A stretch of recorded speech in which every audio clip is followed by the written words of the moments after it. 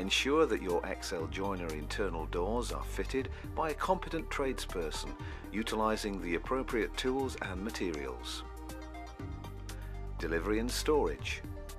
The door should be checked upon delivery to ensure that it matches your order.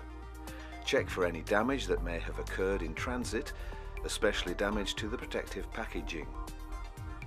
Ensure that the door is the correct style, finish and size in accordance with your order.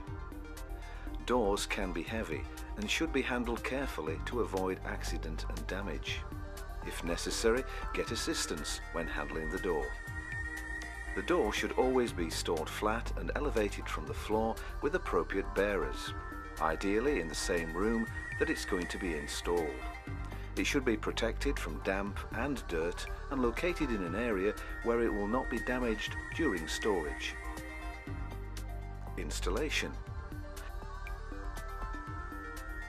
Carefully remove the existing door and hardware. Remove the packaging from the new door.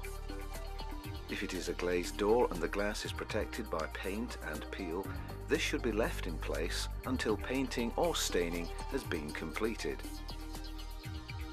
Measure the door opening and allow approximately 3 mm clearance between the top and sides of the door and the surrounding door lining.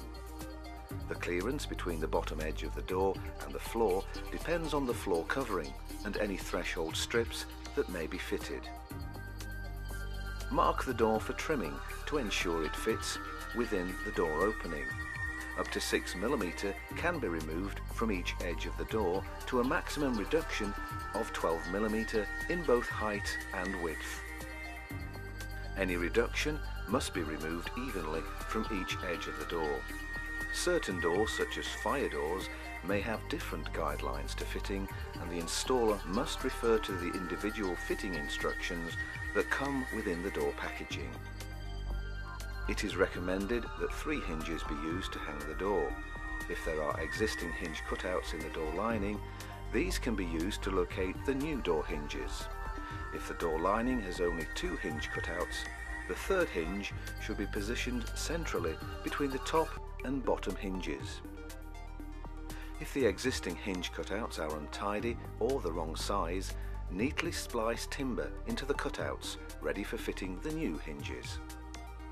The existing latch position in the door lining can also be used to determine the latch position on the door. Please note, however, that latches should not be fitted adjacent to door mid-rails where the joint may be compromised.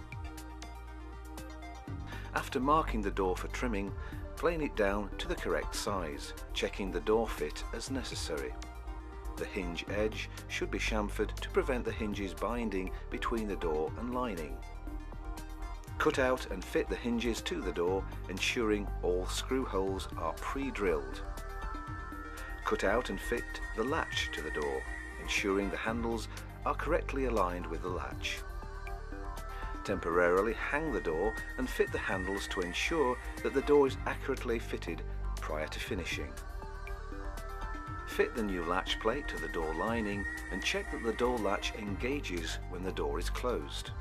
The door should open and shut smoothly when fitted without the need to apply excessive force.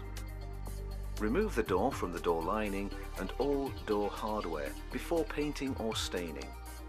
Lightly sand the door and then finish it with a suitable product as detailed in the XL joinery finishing instructions.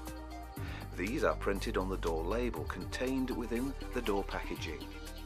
Please remember to treat the top and bottom of the doors and the hardware cutouts as well as the door faces and edges. If necessary, remove any paint and peel from glazed doors upon completion. Once the final finishing coat on the door has dried, refit the hardware and rehang the door.